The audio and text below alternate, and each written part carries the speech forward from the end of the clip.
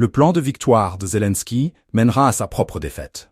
C'est la déclaration frappante du Premier ministre hongrois Viktor Orbán qui remet en question la stratégie de Kiev dans le conflit ukrainien. En évoquant une implication plus active des pays de l'OTAN, Orbán pointe du doigt un risque majeur d'escalade.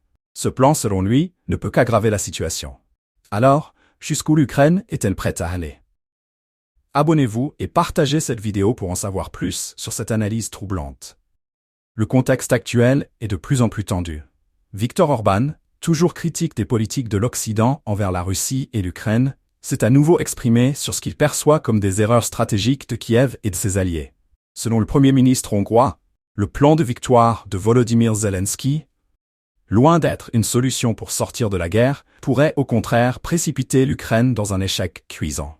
L'un des éléments les plus préoccupants de ce plan, selon Orbán, serait l'engagement direct et renforcé des pays membres de l'OTAN dans le conflit. Une décision qui, toujours selon lui, aurait des conséquences désastreuses pour la stabilité régionale et mondiale. Une partie du plan consiste à impliquer plus activement les pays de l'OTAN dans le conflit, a-t-il déclaré sans ambages.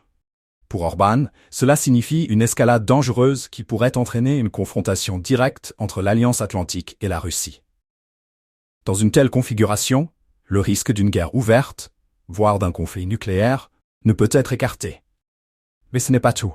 Le Premier ministre hongrois a également soulevé une question qui inquiète de plus en plus les chancelleries occidentales: la capacité réelle de l'Ukraine à produire des armes nucléaires. Selon lui, les services de renseignement occidentaux mènent actuellement des enquêtes pour déterminer si Kiev a la capacité de se doter d'un tel arsenal. Ce simple soupçon est suffisant pour créer une onde de choc dans les relations internationales et renforcer les inquiétudes quant aux conséquences du soutien occidental à l'Ukraine. Orbán, fidèle à sa ligne anti-interventionniste, a réaffirmé que la Hongrie ne participerait pas à cette escalade.